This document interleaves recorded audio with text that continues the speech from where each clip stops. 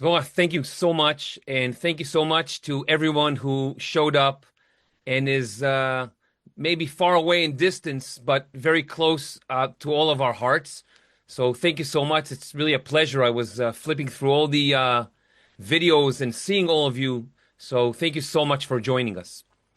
So in recent years, Israel's Declaration of Independence has shifted to the forefront of national discourse. Voices from across the political spectrum have increasingly turned to the document to sort of reiterate the fundamental moral pillars upon which the state was founded. And I recall my own military service during the war, driving through southern Israel right after October 7th, when I saw a massive replica of the scroll of independence hanging from a high post. It was like a guiding light, the reason why we were all risking our lives in those days. So today, I'd like us to travel back 8 decades to a pivotal moment in history. But before we begin, I want to offer all of us to maintain a sense of what I call historical humility. It's difficult, if not impossible, to fully grasp the weight of the choices made back then from, the comfort of our present, of our couches. So we must keep in mind that the leaders and citizens of that era were, first of all, flesh and blood, and they were operating under immense pressure without the clarity of hindsight that we have today. And our goal is not to sit in judgment, but to seek understanding. So since biblical times, Jews and Arabs have coexisted in the land of Israel, in Eretz Israel. They lived as neighbors and shared bonds of friendship. And throughout the era of Ottoman rule, which is like 500 years or so, they even had common ground in their shared resistance to the imperial authority. And in 1881, Jewish pioneers from Europe and Yemen began returning to the land of Israel. It was near impossible conditions, but they set the framework, the foundations for the second Aliyah in 1906. And new cities and new settlements and new towns, moshavim and kibbutzim were born. And by World War I, this momentum culminated in the Balfour Declaration, a formal statement of British support for a national home for the Jewish people in what was called back then Palestine, while ostensibly safeguarding the rights of existing non-Jewish communities. When World War II drew to a close in the mid-40s, Britain was weary. It wanted to relinquish some of its colonies, and it gave back the mandate to the United Nations, the newly formed United Nations. And throughout 1947, the special committee on Palestine surveyed the land, met with people, and they decided at the end that the best solution would be the creation of 2 independent states, one Jewish, one Arab. On November 29th, 1947, the UN General Assembly adopted a resolution partitioning mandatory Palestine into Jewish and Arab states, with Jerusalem under international control. Jewish leaders accepted the plan, while Arab leaders, again, as they have done with former plans, rejected it. The next day, a civil war began between Jews and Arabs. That is what we call the beginning of Independence War. And very soon after the war started, there were talks of, when the state will be established, it needs to have some kind of a constitution and some kind of a declaration of independence. And Leo Cohen, a jurist in the political department of the Jewish agency, the government-to-be, created some kind of a draft of a constitution and a declaration, which was very similar to other declarations that were pronounced during the 20th century. But it went no further. The situation in mandatory Palestine at the beginning of 1948 quickly descended into a very chaotic warfare, which severely undermined international confidence in the feasibility of the partition plan. The Jewish community in Jerusalem, which numbered 100,000, was blockaded, and they really faced starvation. They were on the brink of starvation during the first few months. And simultaneously, the entry of the Arab Liberation Army, a force of volunteers from Arab states, convinced the U.S. officials and the CIA and the State Department that the Zionist project, the whole partition plan, was a mistake. Nonetheless, on March 11th, a car filled with explosives blew up the Jewish Agency building in Jerusalem. 12 people were killed and dozens seriously injured. It wasn't just any building. It wasn't, a newspaper or an apartment. It was the Jewish Agency. And U.S. officials were horrified. At the end of March 1948, the U.S. ambassador to the UN announced that the United States was withdrawing support for the partition plan. It seemed as if the dream of establishing a Jewish homeland after 2,000 years was not going to happen after all. But David Ben-Gurion wouldn't have it. He reacted with strategic defiance to prevent the collapse of this movement towards sovereignty. And rather than yielding to international pressure, he did the exact opposite. He established the People's Council and the People's Administration. These were the administrative and political foundations that were operating in order to create a government in Israel when time comes. Mo'etzet Ha'am, which was the People Council, was a 37-member provisional legislative body, and Min'elet Ha'am was a 13-member cabinet. It became the provisional government of Israel, and both would cease to exist less than a year later, on January 1949, after the first election. In April 1948, a month before the declaration, 77 representatives from key Zionist organizations gathered for a meeting. And after a lengthy debate, because, when Zionist organizations meet, it always starts with a lengthy debate. So they decided to do two things. Oppose any delay in the creation of the state and create a temporary government that will work with the UN, with the United Nations, to establish a country. Zalman Rubshov, soon to be Zalman Shazar, and years later Israel's third president, read a text that said, with the conclusion of the mandate's misguided rule, foreign rule in Eretz Israel, in the land of Israel, shall end. The people shall rise upon their heritage and establish their independence in the homeland. He also stated a moral path for the state to take, stating that it shall be a state of justice and liberty, of equality for all its inhabitants, without distinction of religion, race, sex, country of origin, a state of integrity and enlightenment. And the vision of the prophets of Israel shall light our way. So it's not just that we say, let's create a country and forget everything that happened. We go back to the prophets and we take, what did they want? If we had telling them that we're establishing a country, this is the way we should go. The resolution back then in April also included a message to Arabs.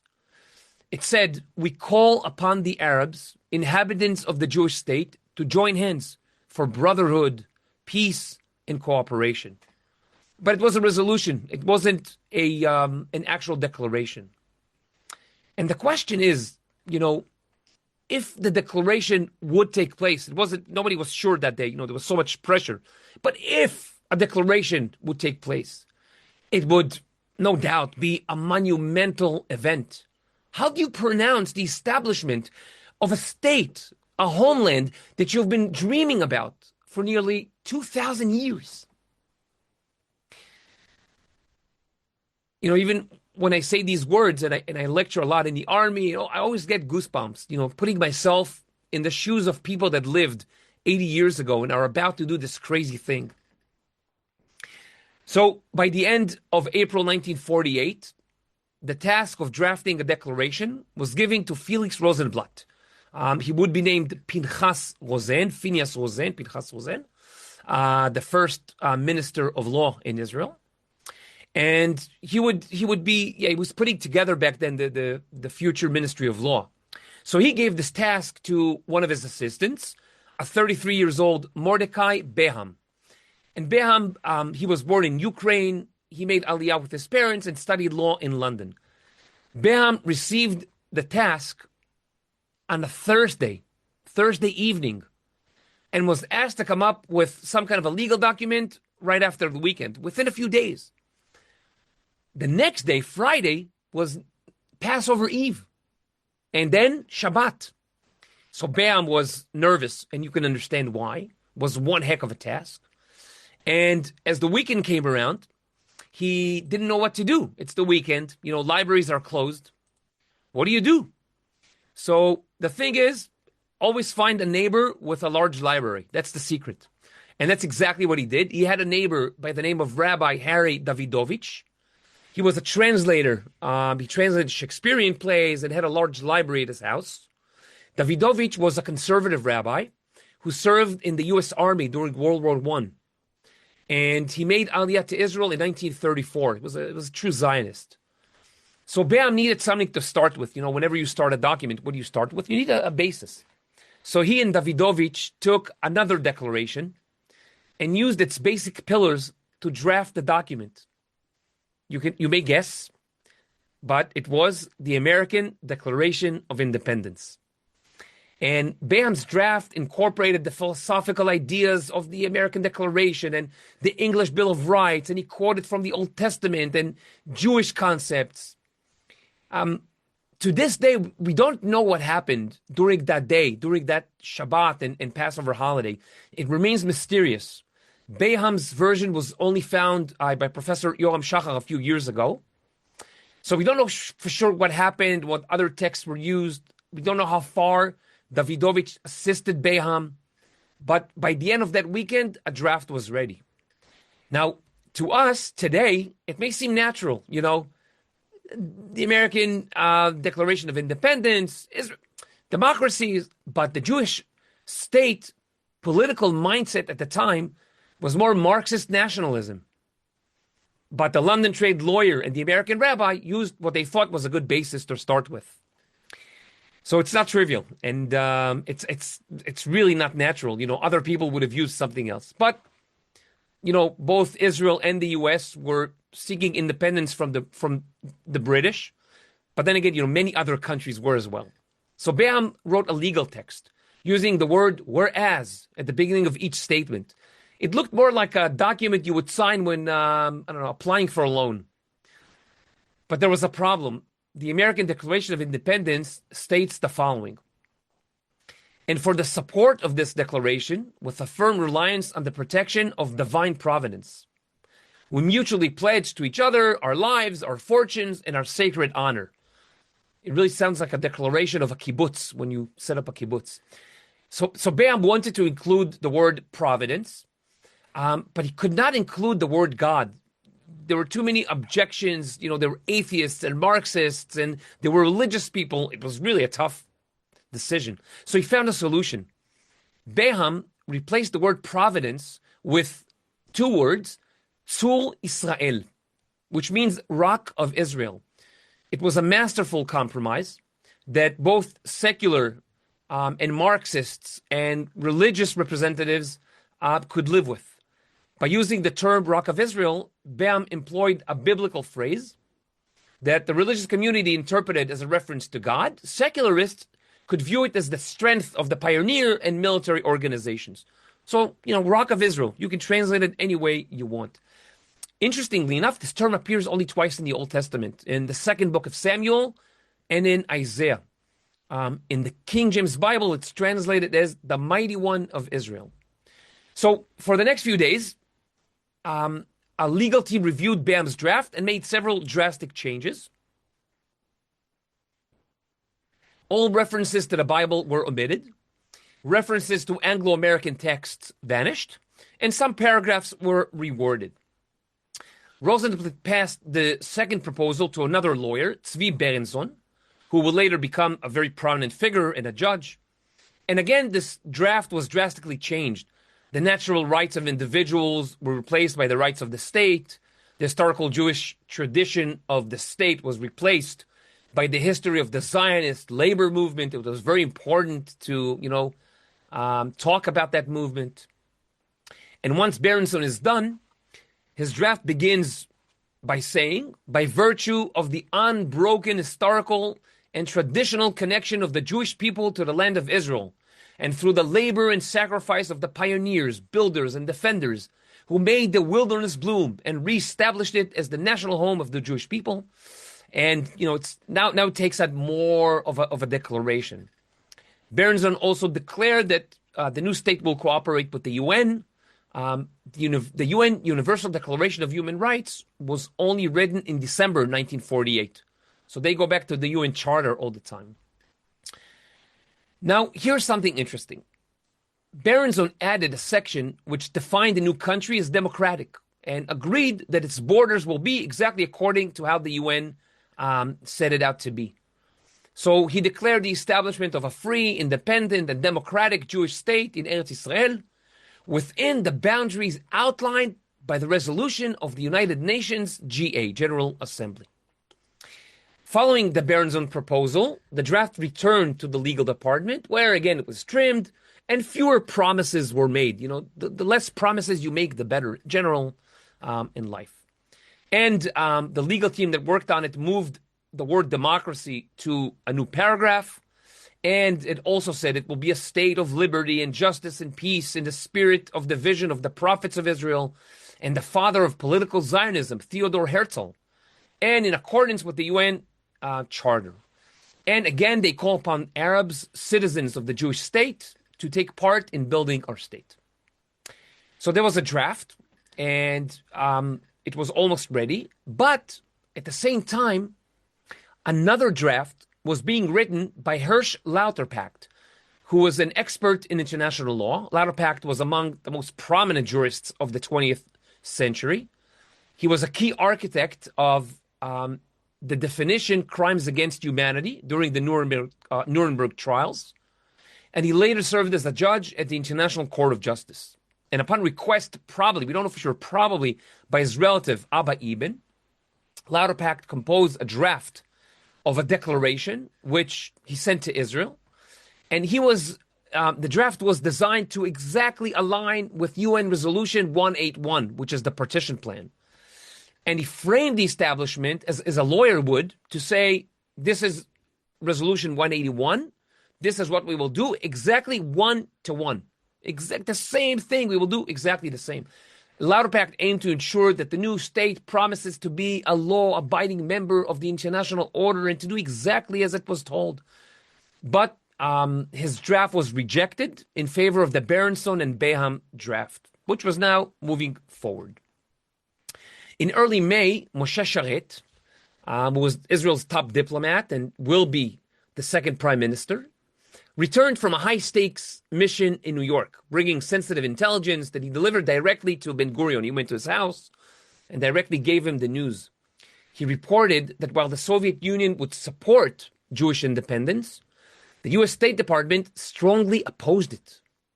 He warned Ben-Gurion that America, the top State Department officials that he met with, told him they would not intervene if the Jewish state was attacked.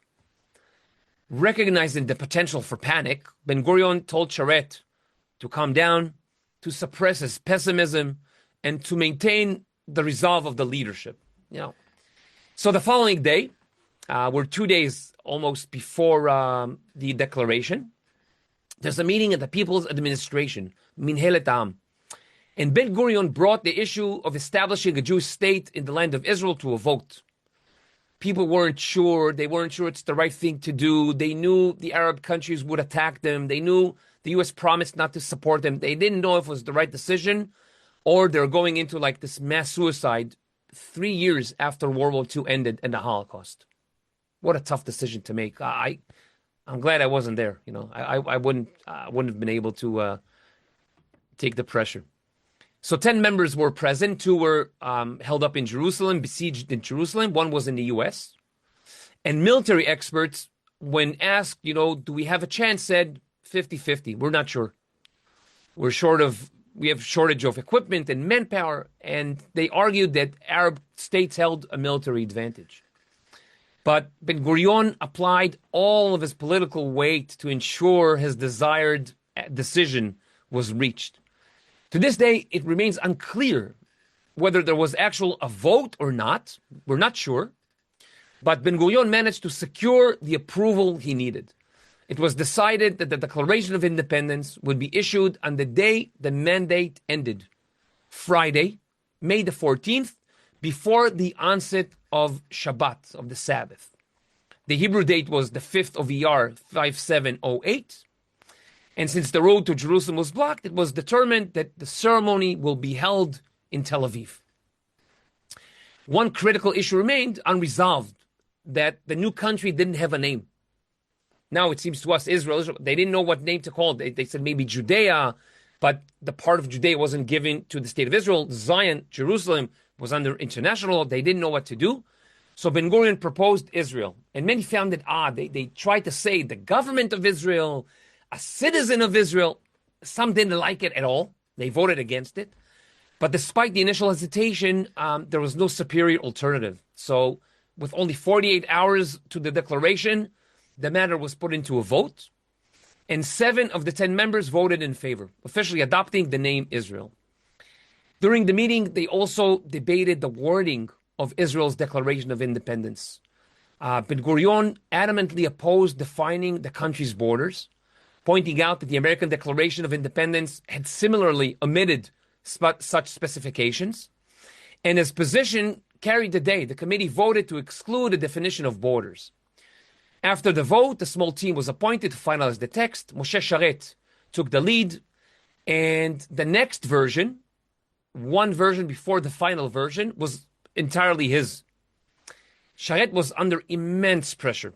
He had less than 24 hours to complete the task, and by the morning of May the 13th, one day before the declaration, the committee reconvened to review his draft. And during the session, again, several key additions were integrated, including a formal commitment to join the family of nations. Sharet really believed that Israel needs to adhere to the UN Resolution 181.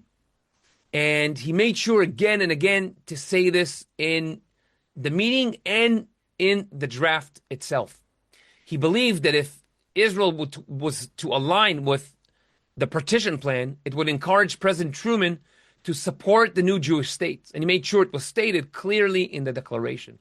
Maybe he learned something from the Lauder Pact draft, and he used it.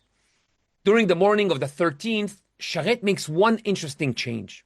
While the Declaration of Independence is saturated with democratic principles, Sharet intentionally chose to omit the explicit word democracy from the final text.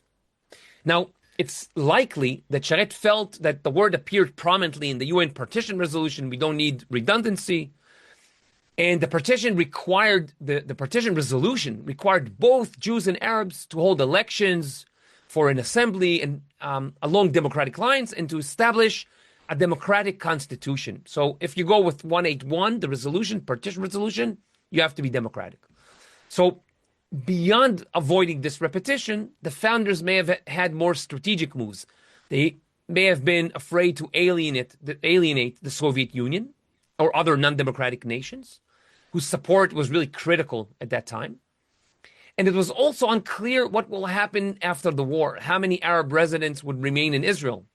Israel was to become a home for the Jewish people and also a democracy. What would happen if the Arabs were, let's say, half the population? It's a theory that a lot of people discount, but I think the leaders had it. At the time, they didn't know what was going to happen.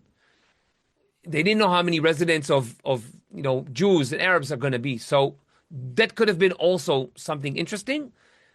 80 years later, it's hard to say. But either way, with or without the word democracy, the fact that the leadership had already established a provisional government and an assembly as mandated by the UN and promised to adhere to Resolution 181, the partition resolution, proves that regardless of the specific terminology, Israel was de facto a democracy from its very inception.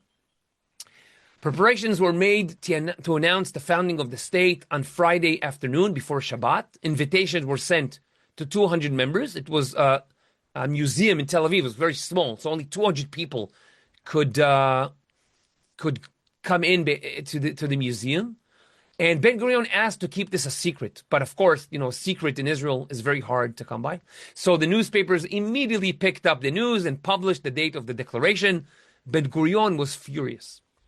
Meanwhile, there was some very bad news coming from Gush Etzion, a cluster of Jewish settlements in the Judean hills, south of Jerusalem. That land was bought basically by the state. And during the War of Independence, Gush Etzion settlements endured a very long siege.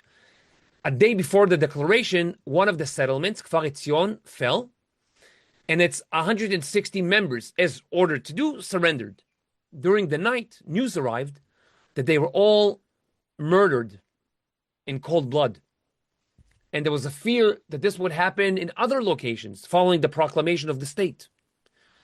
These were very, very difficult hours for the leadership.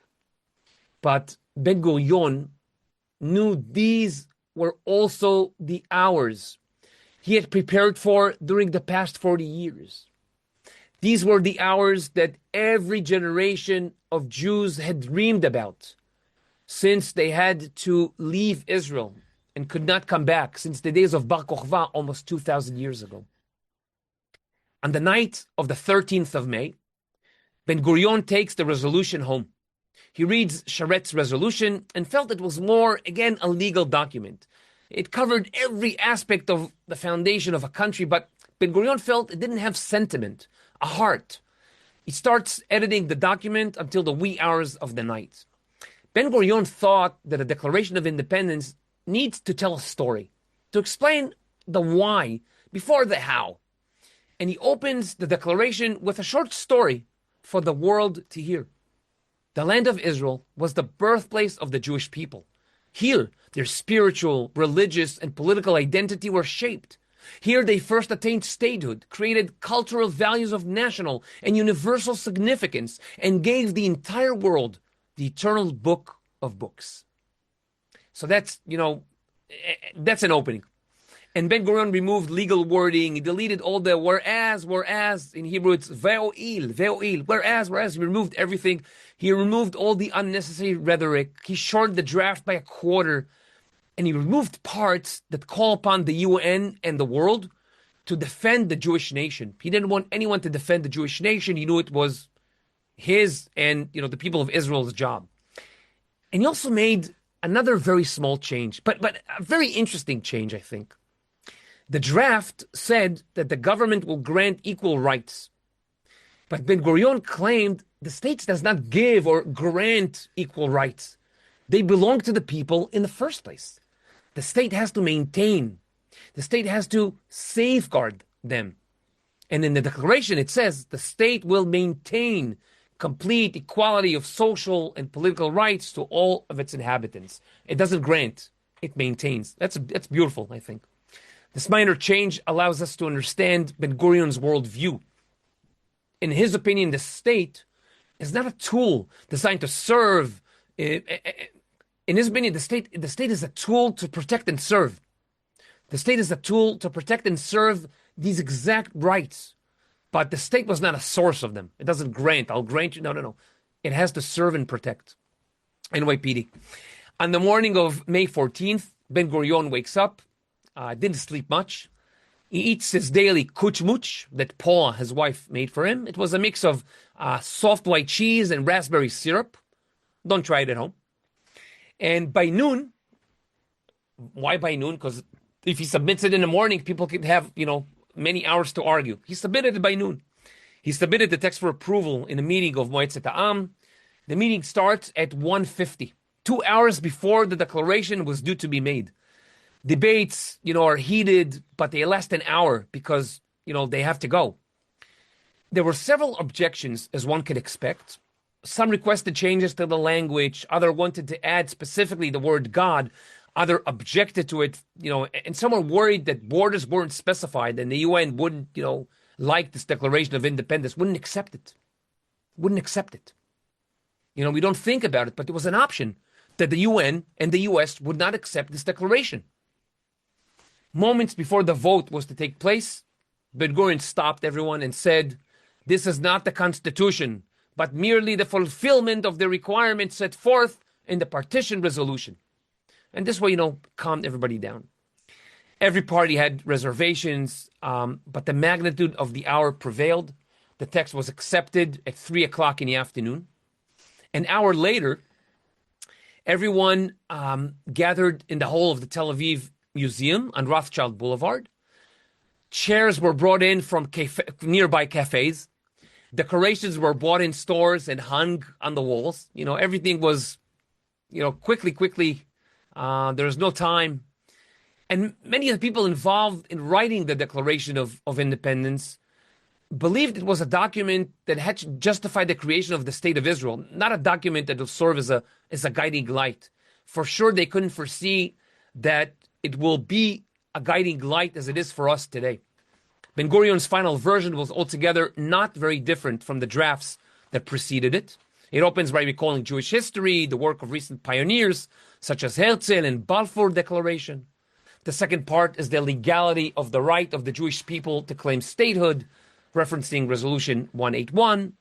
The third part is the actual declaration. And the fourth part announces its intention to be a democratic nation based on freedom, justice, and peace, without the word democracy, as envisioned by the prophets of Israel, as well as a call for nations to recognize the states. And it extends a hand to the Arab residents of Israel for cooperation. It ends by saying, placing our trust in the rock of Israel, which is, again, a reference to God. The calligraphy of the declaration was entrusted to designer Otte Valish, but he didn't have enough time. So Ben-Gurion says, I'm reading from the Scroll of Independence. In essence, he was written from from paper, from a typewritten draft. Not since the days of the Hashmoneans had Jews declared territory in the land of Israel as their own. After more than 2,000 years, Jews were about to declare an independent Jewish entity in the land of Israel once again. Ben-Gurion read the Declaration of Independence, the Shehecheyanu blessing was recited, and the crowd stood for the singing of a tikva, which had already become the national anthem. In a ceremony that lasted about a half an hour, the aspiration of Zionism and the lifelong goal of David Ben-Gurion and the dreams of 2,000 years of Jews were finally realized. Herzl's hallucinatory vision, put into writing 50 years earlier, the dream of generations upon generation of Jews, became a reality. We hereby proclaim the establishment of the Jewish state in Eretz Israel, to be called Israel.